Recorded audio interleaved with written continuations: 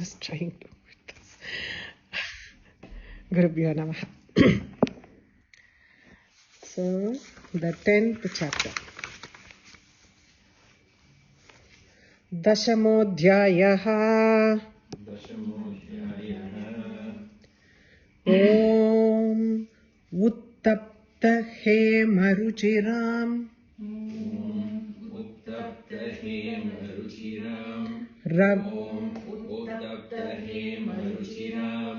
Ravi Chandra Vahninetram.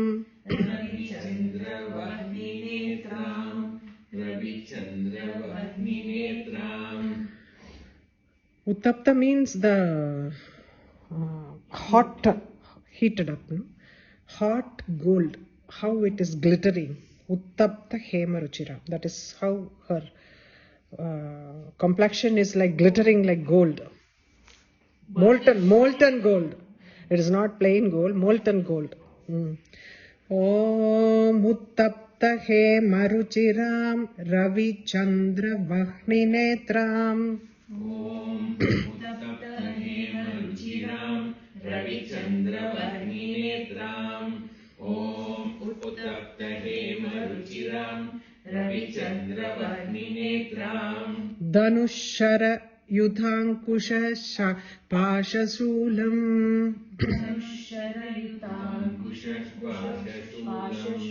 Dhanushara Yudhankusha Pashasulam. Dhanushara Yudhankusha Pashasulam.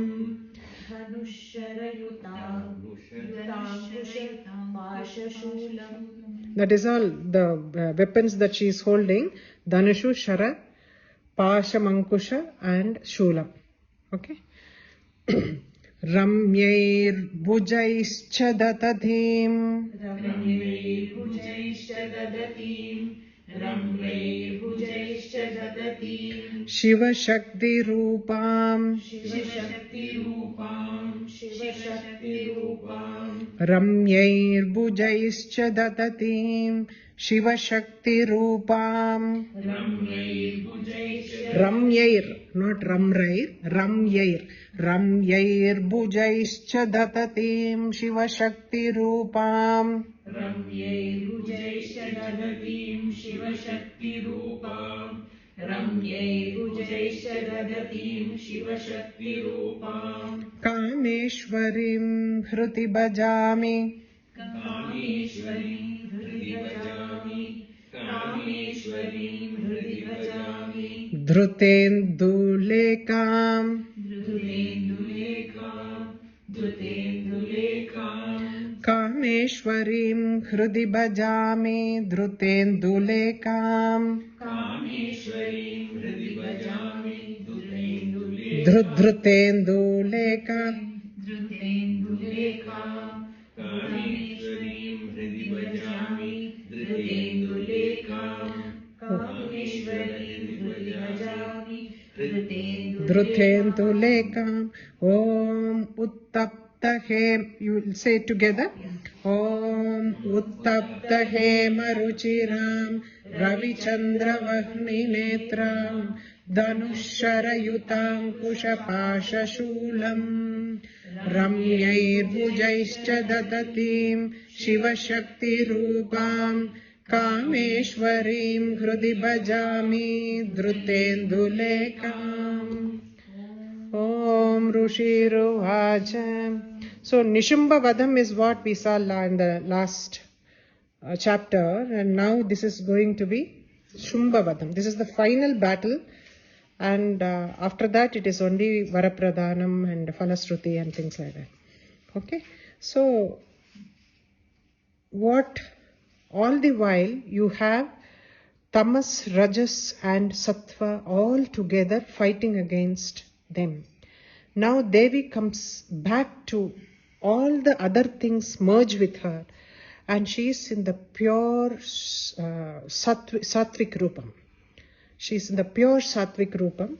So that is the thing. First he is now saying, like, you had so many people, with the support of everyone, you killed my brother, who was like my life. Who was my life. Because all the other things only give the boost to the ego, no? Ego by itself cannot survive. No? Other possessions, greed, everything. All those things give rise to ego. So ego cannot survive alone. So he says, Bhrataram prana samhitham.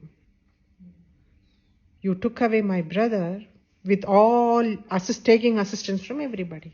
Ambal says, they are only extension of me. They are my different powers that they take the form as each one of them. I am the only one. So they all get back to Ambal and they all become Layam with her. So she stands alone. Okay? That is what it is. Because they have to bring back that sattvic nature. Only knowledge can redeem yourself. Knowledge only can, that too, the pure knowledge can only redeem yourself. So they have to come back to that. That is the message this Mahatmyam is conveying. Okay? So we'll start with that. Nishumbham nihatam drushtva. Nishumbham nihatam drushtva. Nishumbham nihatam drushtva. Bhrataram prana samhitham. Bhrataram prana samhitam. Bhrataram prana samhitam. Nishumbham nihatam drushtva. Bhrataram prana samhitham. Nishumbham nihatam drushtva. Bhrataram prana samhitam. Nishumbham nihatam drushtva. Bhrataram prana samhitam. Hanyamanam balam chaiva. Hanyamanam balam chaiva. Hanyamanam balam chaiva. Shumbha kruddho bravit vachah. Shumbha kruddho bravid vachah. Shumbha kruddho bravid vachah. Bravid vachah. Bravid vachah. He starts talking. Vachah. With anger he is talking because he lost his brother. Okay? Hanyamanam balam chaiva. Shumbha kruddho bravid vachah. Hanyamanam balam chaiva. Shumbha kruddho bravid vachah.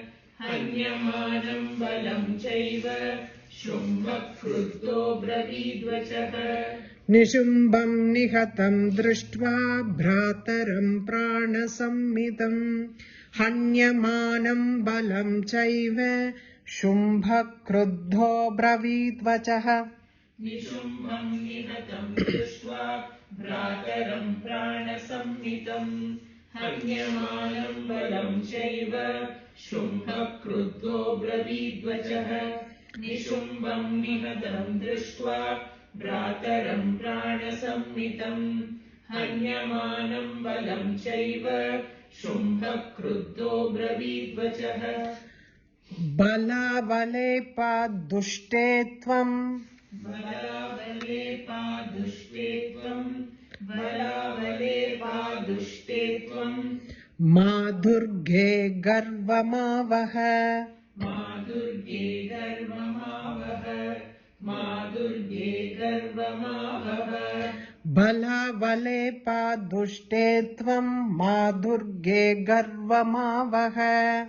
Balavalepa dushte tvam. Madurge garvamavaha. Balavalepa dushte tvam. Madurge garvamavaha. Anyasam balamashritya. Anyasam balamashritya. Anyasam balamashritya. Yudhyase yati manini. Yudhyase yati manini. Yudhyase yati manini. Anyasam balamashritya. Yudhyase yati manini. Anyasam balamashritya. Yudhyase yati manini. Anyasam balamashritya. Yudhyase yati manini. Balavalepa बलाबलेपादुष्टे त्वं मा दुर्गे गर्वमावह अन्यासां बलमाश्रित्य युध्यसे यातिमानिनी बलाबलेपादुष्टे त्वं मा दुर्गे गर्वमावह अन्यासां बलमाश्रित्य युध्यसे यातिमानिनी बलाबलेपादुष्टे त्वं मा दुर्गे गर्वमावह अन्यासां बलमाश्रित्य युध्यसे यातिमानिनी देव्युवाच देव्युवाच एकैवाहं जगत्यत्र एकैवाहं जगत्यत्र द्वितीया का मम परा द्वितीया का मम परा एकैवाहं जगत्यत्र द्वितीया का मम परा एकैवाहं जगत्यत्र द्वितीया का मम परा एकैवाहं जगत्यत्र द्वितीया का मम परा पश्यैता दुष्टमय्येव पश्यैता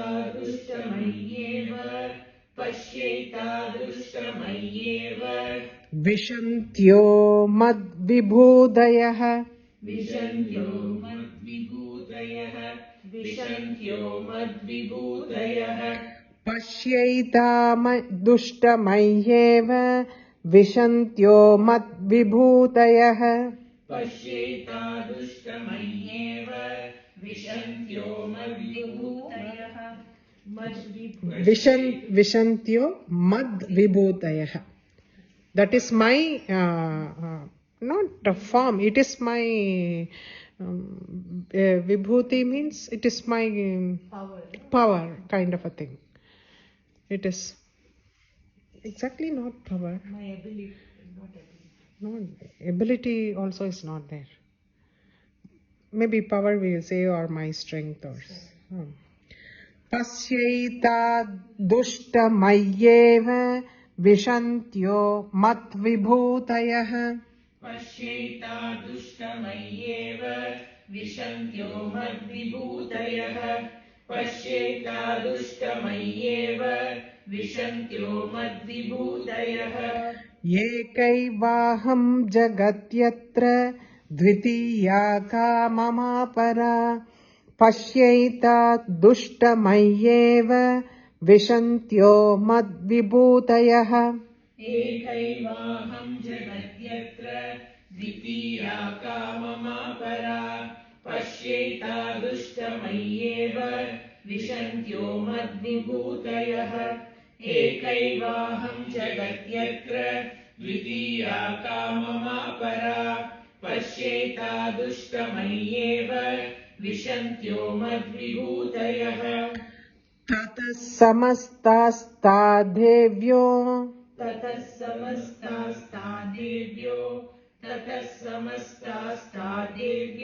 ब्रह्माणि प्रमुखालयम्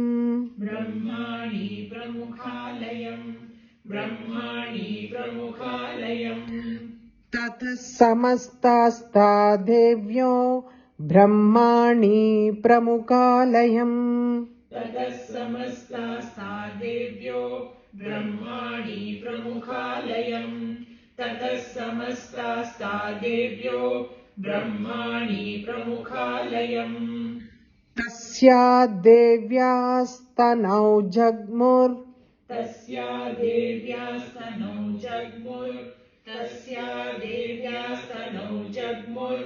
एकैवासीत् तथाम्बिका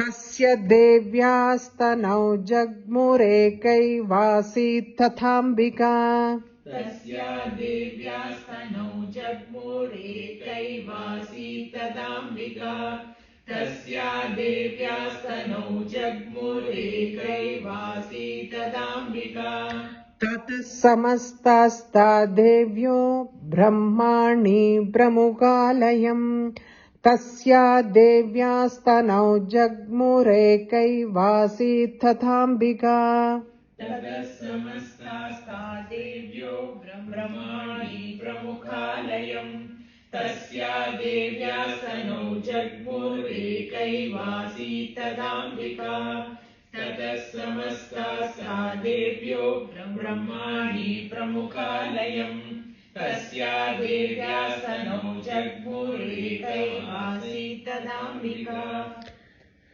देव्युवाच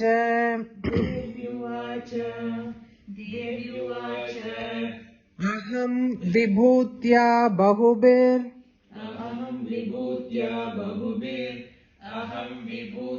बहुभिर् इह रूपैर्यथा स्थिता इह रूपैर्यथा स्थिता अहं विभूत्या बहुभिरिह रूपैर्यथा स्थिता अहं विभूत्या बहुभिर् इह रूपैर्यथा स्थिता अहं विभूत्या बहुभिर् इह रूपैर्यथा स्थिता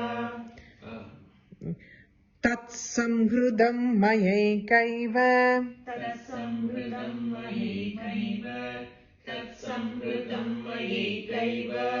दिष्टां याजौ स्थिरो भव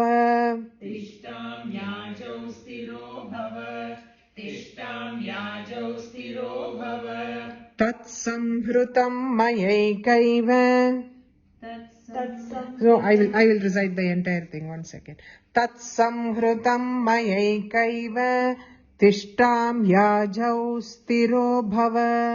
तत्संहृतं मयैकैव तिष्ठां याजौ स्थिरो भव तत्संहृतं मयैकैव तिष्ठां याजौ स्थिरो भव Aham vibhutya bahubir iha रूपैर्यथा स्थिता तत्संहृतं मयैकैव तिष्ठां याजौ स्थिरो भव अहं विभूत्या बहुभिर् इह रूपैर्यथा स्थिता तत्संहृतं मयैकैव तिष्ठां याजौ स्थिरो भव अहं विभूत्या बहुभिर् इह रूपैर्यथा स्थिता तत्संहृतं मयैकैव तिष्ठां याजौ स्थिरो भव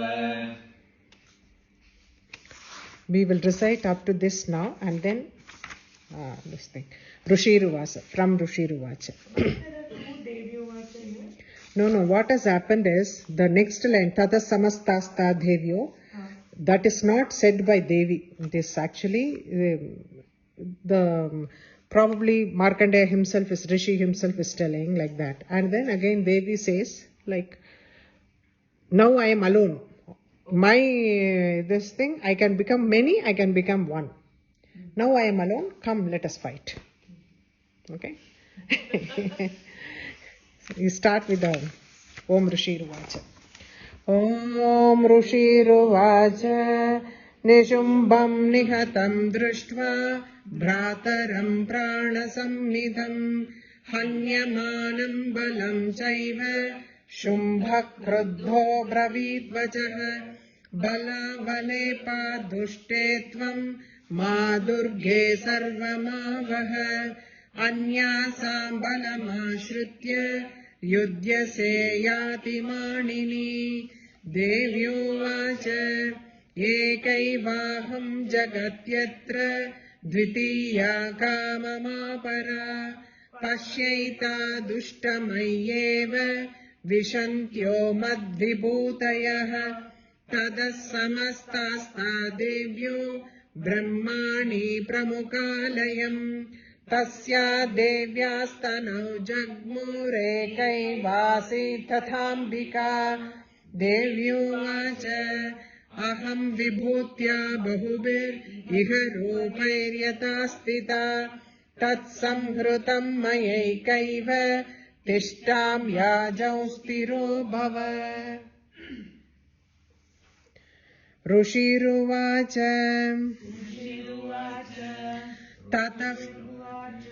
ततः प्रववृते युद्धम्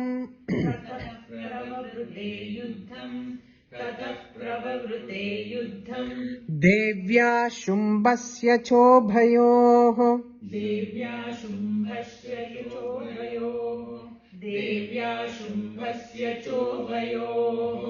ततः प्रववृते युद्धम् देव्या शुम्भस्य चोभयोः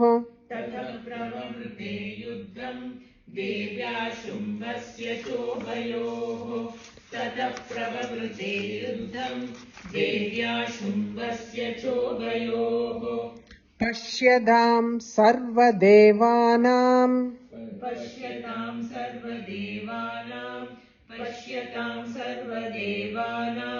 असुराणां च दारुणाम्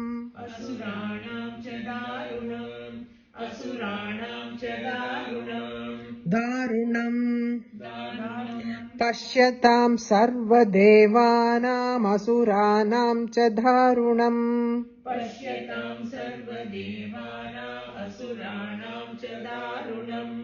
Now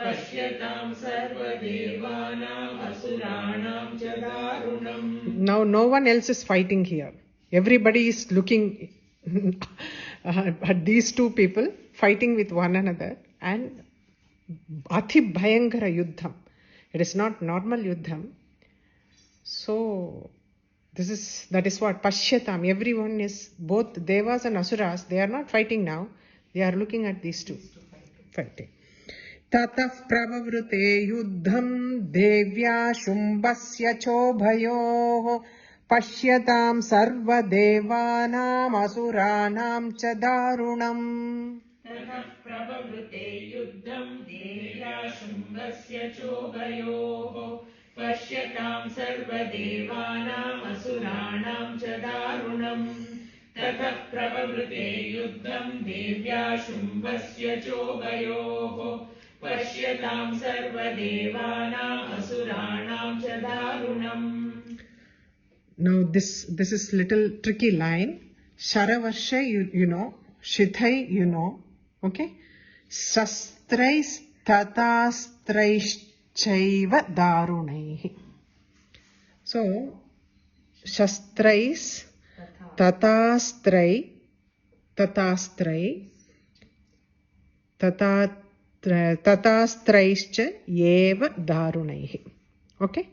Tatastraishchaiva darunaihi. Chaiva. Don't split it. Chaiva darunaihi. So Sharavarsha is there. Both of them, it is raining arrows. Both of them are hitting each other. Sharavarshaisi shastrais.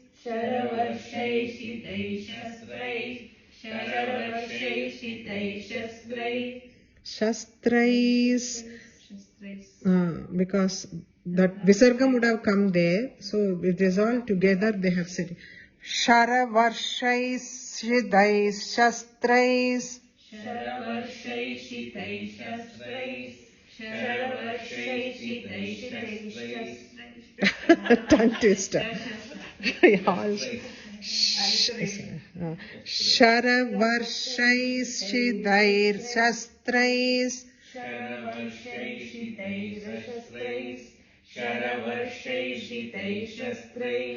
Tatastraishchaiva darunaihi.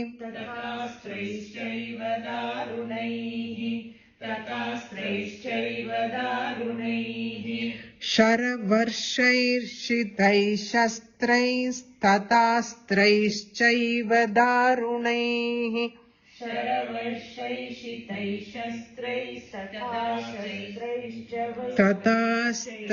tatastraishchaiva darunaihi. Tatastraishchaiva darunaihi. Sharavarshais shastrais tatastraishchaiva darunaihi. तदास्त्रैश्चैव दारुणैः Good. शरवर्षैः शितैः शस्त्रैस्तदास्त्रैश्चैव दारुणैः तयोर्युद्धमभूद्भूय भूय मभूद् भूय तयोर्युद्धम् अभूद्भूय. So तयोर्युद्धमभूद्भूय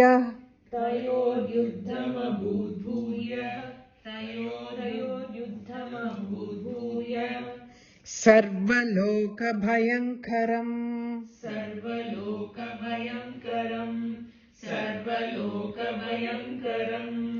तयोर्युद्धमभूद्भूय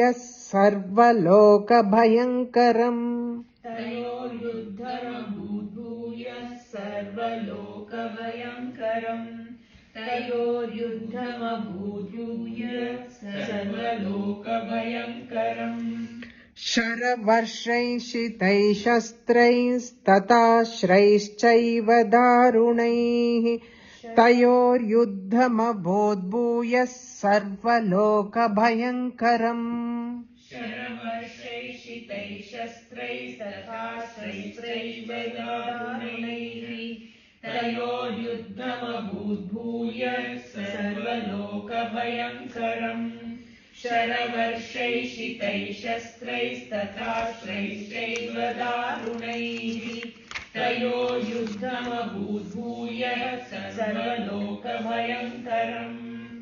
दिव्यान्यस्त्राणि शतशो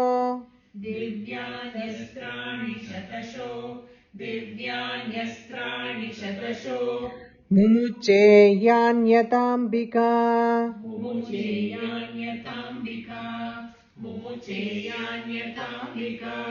दिव्यान्यस्त्राणि शतशो मुमुचेयान्यताम्बिका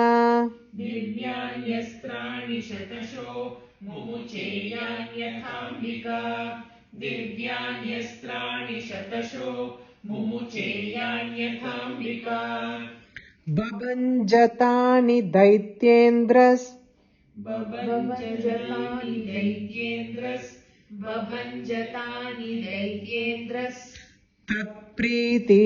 तत्प्रतिघातकर्तृभिः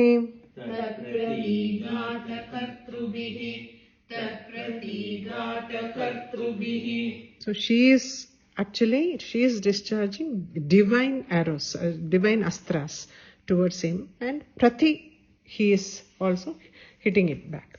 Okay, pratighata. Okay, babhanjatani daityendras tat pratighatakartrubih.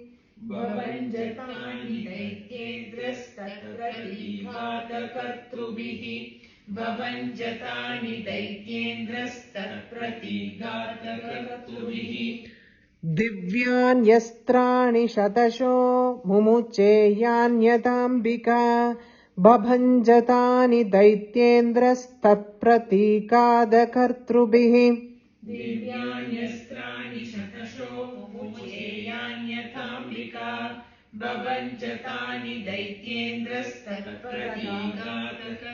तत्प्रतीघातकर्तृभिः दिव्यान्यस्त्राणि शतशो मुमुचेयान्यताम्बिका बभञ्जतानि दैत्येन्द्रस्तत्प्रतीघातकर्तृभिः मुक्तानि तेन चास्त्राणि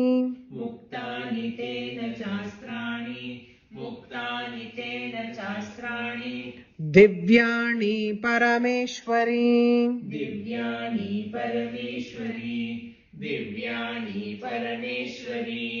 मुक्तानि तेन चास्त्राणि दिव्यानि परमेश्वरी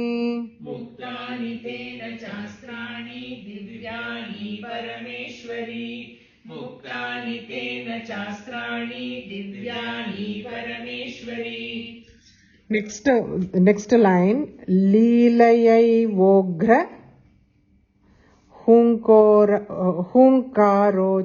हुंकारो Charanadibihi. 3 words put together. Leelayai Vogra Hunkaro Charanadibihi. It is split like that, okay? Babhanjali Layai Vogra Babanjali layai vogra, Babanjali layai vogra, Hunkaro Charanadibihi. Hunkarocharanadibihi, Hunkarocharanadibihi. For her Divya Astram, he has to hit it back with his own Astram. But when he sends Astrams, she just says hum and everything collapses. Hunkar. Unfair advantage. Very unfair. And Leela, it's very like a play she does it. Babhanjali layai vogra hunkaro charanadibihi. Babanjali layai vogra, Hunkarocharanadibihi. Babanjali layai vogra, Hunkarocharanadibihi. Muktani tena chastrani divyani parameshwari. Babhanjali layai vogra hunkaro charanadibihi. मुक्तानि तेन शास्त्राणि दिव्यानि परमेश्वरि बभञ्जलीलयैवोग्रहुङ्कारोच्चारणादिभिः मुक्तानि तेन शास्त्राणि दिव्यानि परमेश्वरि बभञ्जलीलयैवोग्रहुङ्कारोच्चारणादिभिः ततः शरशतैर्देवीम् शरशतैर्देवीम् आचादयतसोऽसुरः आचादयतसोऽसुरः. Don't split it here when you are going to say it together, okay? Tata sharasadairdevim achadayatasosuraha. ततश्शरशतैर्देवीम् आचादयतसोऽसुरः. So, repeat. Tata sharasadairdevim achadayatasosuraha. ततश्शरशतैर्देवीम् आचादयतसोऽसुरः. ततश्शरशतैर्देवीम् आचादयतसोऽसुरः. You want to repeat it one more time? Repeat it. ततश्शरशतैर्देवीम् आचादयतसोऽसुरः. ततश्शरशतैर्देवीम् आचादयतसोऽसुरः. सापि तत्कुपिता देवी सापि तत्कुपिता देवी सापि तत्कुपिता देवी धनुश्चिच्छेदशेषुभिः धनुश्चिच्छेदशेषुभिः धनुश्चिच्छेदशेषुभिः. So she breaks his bow itself because he is only sending the arrows from his bow. She breaks the bow. So next. Sapi tatkupita devi dhanushchiच्छेदशेषुभिः. सापि तत्कुपिता देवी धनुश्चिच्छेदशेषुभिः सापि तत्कुपिता देवी धनुश्चिच्छेदशेषुभिः. ततः शरशतैर्देवी माचादयतसोऽसुरः. सापि तत्कुपिता देवी धनुश्चिच्छेदशेषुभिः. ततश्शरशतैर्देवी आचादयतसोऽसुरः. सापि तत्कुपिता देवी धनुश्चिच्छेदशेषुभिः. ततश्शरशतैर्देवी आचादयतसोऽसुरः. सापि तत्कुपिता देवी धनुश्चिच्छेदशेषुभिः. चिन्ने धनुषि दैत्येन्द्रस् चिन्ने धनुषि दैत्येन्द्रस् चिन्ने धनुषि दैत्येन्द्रस् तथा शक्तिमथा दते. तथा शक्तिमथा ददे तथा शक्तिमथा ददे. चिन्ने धनुषि दैत्येन्द्रस्तथा शक्तिमथा दते. चिन्ने धनुषि दैत्येन्द्रस्तथा शक्तिमथा ददे. चिन्ने धनुषि दैत्येन्द्रस्तथा शक्तिमथा ददे. चिच्चेद देवी चक्रेण चिच्छेददेवी चक्रेण चिच्छेददेवी चक्रेण तामप्यस्य करे स्थिताम् तामप्यस्य करे स्थिताम् तामप्यस्य करे स्थिताम्. Before it got released from his hand, she breaks it into two. The shulam he takes, after the bow is broken, he takes the shulam in his hand. Before he releases it, she breaks it into two with her chakram discus. चिन्ने धनुषि दैत्येन्द्रस्तथा शक्ति मथादते चिच्चेद देवी चक्रेण तामप्यस्य करे स्थिताम्. चिन्नेदुषिदैत्येन्द्रस्तथा शक्तिमथाददे चिच्छेददेवी चक्रेण तामप्यस्य करे स्थिताम्. चिन्नेदनुषिदैत्येन्द्रस्तथा शक्तिमथाददे चिच्छेददेवी चक्रेण तामप्यस्य करे स्थिताम्. तथ खड्गमुपाधाय ततः खड्गमुपादाय शतचन्द्रं च भानुमत् शतचन्द्रं च भानुमत् तथ खड्गमुपाधाय शतचन्द्रं च भानुमत् ततः खड्गमुपादाय शतचन्द्रं च भानुमत् ततः खड्गमुपादाय शतचन्द्रं च भानुमत्. So he takes his sword from which is shining like 100 moons and suns, Bhanumat. It is so bright and blighting. Abhyadhavat tada devim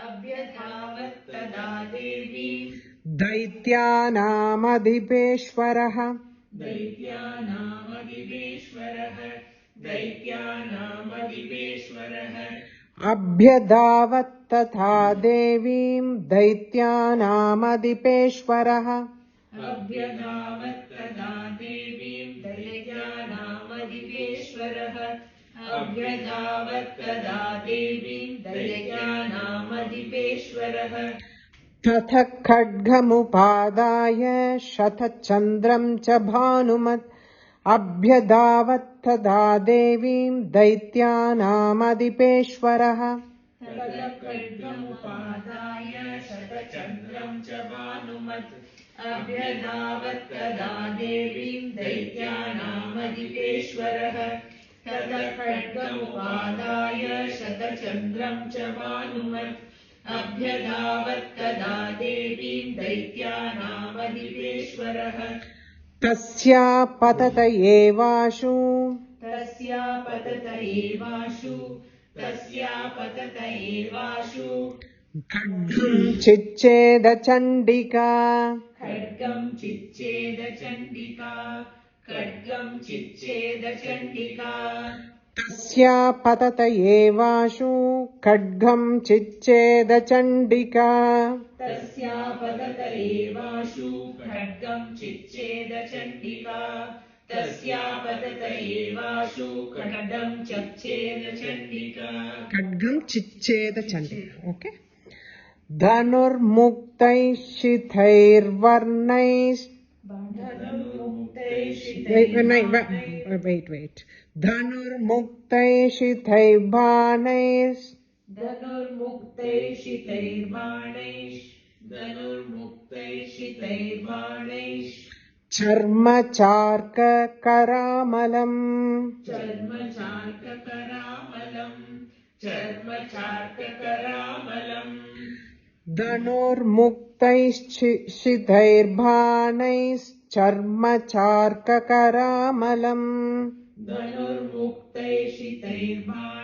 चर्मचार्ककरामलम् धनुर्मुक्तैश्चिथैर्बाणैः चर्मचार्ककरामलम् चार्ककरामलम्. Okay. तस्या पतत एवाशु खड्गं चिच्छेदचण्डिका धनुर्मुक्तैर्शितैर्बाणैश्चर्मचार्ककरामलम् तस्यापतत एवाशु खड्गं चिच्छेदचण्डिका धनुर्मुक्तैर्शितैर्बाणैश्चर्मचार्ककरामलम् तस्यापतत एवाशु खड्गं चिच्छेदचण्डिका धनुर्मुक्तैर्शितैर्बाणैश्चर्मचार्ककरामलम्. With her bows and arrows, she breaks his shining, very shining like sun rays, his sword. That is what. Dhanurmukta. Okay, we will recite this once. Rushiruvascha tatah pravavrutte yuddham devya shumbasya chobayoh पश्यतां सर्वदेवानाम् असुराणां च दारुणम् शरवर्षैः शस्त्रैस्तथास्त्रैश्चैव दारुणैः तयोर्युद्धमभूद्भूयः सर्वलोकभयङ्कर slowly तयोर्युद्धमभूद्भूय सर्वलोकभयङ्करम्. You want me to repeat it one more time? Okay.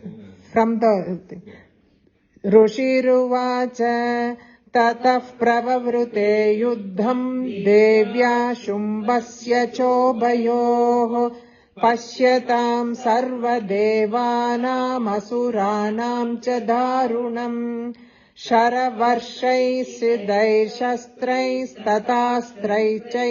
दारुणैः तयोर्युद्धमभूद्भूयः सर्वलोकभयङ्करम् दिव्यान्यस्त्राणि शतशो मुमुचे यान्यताम्बिका बभञ्जतानि दैत्येन्द्रस्तत्प्रतिघातकर्तृभिः मुक्तानि तेन चास्त्राणि दिव्यानि परमेश्वरी बभञ्जलीलयैवोग्र हुङ्कारोच्चारणादिभिः ततः शरशतैर्देवी माचादयतसोऽसुरः सापि तत्कुपिता देवी धनुश्चिच्छेदशेषुभिः छिन्ने धनुषि दैत्येन्द्रस्तथा शक्तिमथा ददे चिच्छेददेवी चक्रेण तामप्यस्य करे स्थिताम् ततः खड्गमुपादाय शतचन्द्रं च भानुमत् अभ्यधावत्तदा देवीं दैत्यानामधिपेश्वरः तस्यापतत एवाशु खड्गं चिच्छेदचण्डिका धनुर्मुक्तैर्शितैर्बाणैश्चर्मचार्ककरामलम्. चर्मचार्ककरामलम्. See, there is only 32 is there in this. We will split it into two, or you want me to finish it today itself? Because it will take another at least half an hour, 40 minutes. 40 minutes it will take. Each page, even if it takes 10-15 minutes, it will be at least 30-40 minutes. Is it? 1.5 hours, huh? I have a new maid, she will be 12:30. Okay, then we will finish it off today. We will have it next week. What do you say? It is 12. I leave around 12:40. 12:40. She comes by 12:30. Okay. Now, if you want, I can split it into two. Finish it now 45 minutes, and tomorrow, next class, we will do again 45 minutes, and we will finish it. Repeat the whole thing one more time. One more time, we will anyhow have to repeat. Or two more times also. Because if you are not reading, Because what I thought is, instead of rushing and learning, we will slowly learn. Half we will do, because this is a small chapter, 32. 32 verses are only there. If it is 40, then at least we could have spread it as two. But now it is, and I don't want to continue now, and tomorrow there is nothing next class. So what we will do is, we will repeat it one more time, the entire thing, we will take a break. And then next week we will do it. It's little by little. There's nothing wrong in that, okay? Still we have time. My aim is to complete it by end of March, because end of March Vasanta Navaratri is starting. We should have one Parayanam at that time. Okay?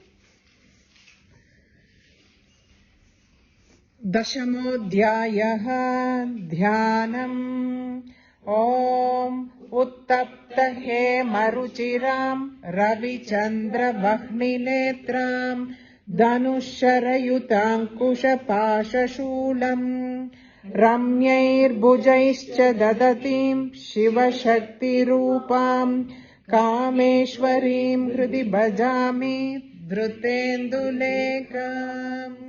Om Rushiruvacha Nishumbam Nihatam Drushtva Brataram Pranasamnidam Hanyamanam Balam Chaiva Shumbha Kruddho Bravit Vachah Balavalepa Dushtetvam Madurge Garvamavaha Anyasam Balamasritya Yudhyase Yati Manini Devyuvacha Ekaivaham Jagatyatra Dvitiya Kamamapara Pasyaita Dushtamayeva Vishantyo Madvibhutayah Tadasamastasta Devyo Brahmani Pramukalayam Tasya Devyastanau Jagmurekaivasit Tadhambika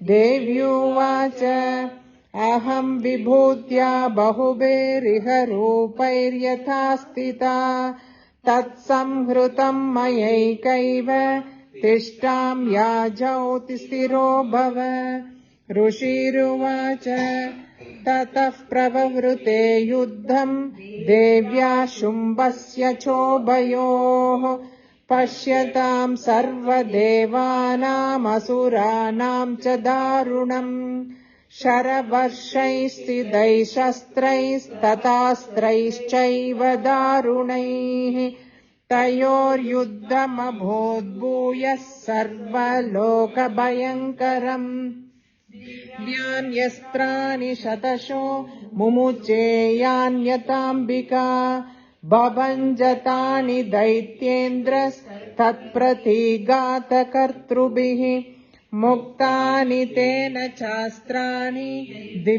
Divyani Parameshwari Bhavanjalilayaivogra Hunkarocharanadibihi Tata Sharashatairdevi Machadayata Sosuraha Sapik Tatkupita Devi Dhanushchicheda Cheshubihi Chinne Dhanushi Daityendras Tatha Shakti Mathadade Chicheda Devi Chakrena Tamapyasya Karestitam Tatha Khadgamupadaya Shatachandram Cha Bhanumat Abhyadavattada Devim Daityanaamadipeshwaraha Tasya Padadaye Vashu Khadgam Chicheda Chandika Dhanurmuktaishitairbanais Charma Charka Karamalam. When everything that feeds ego, when it is all gone, it's very easy to kill the ego. No? That's why last chapter we had a pretty long chapter, comparatively, compared to this. But Shumbhavadam was quite easily done, looks like. I mean Satvika power. It's not Satvika altogether. No. Yes, Still she is fighting, no? We will be continuing with that. Shiras Chicheda, that is something very common. Very common. Sprinkling holy water. No, but Brahmani has gone inside, no? So no sprinkling holy water there. Okay, Guru Bhyo Namaha.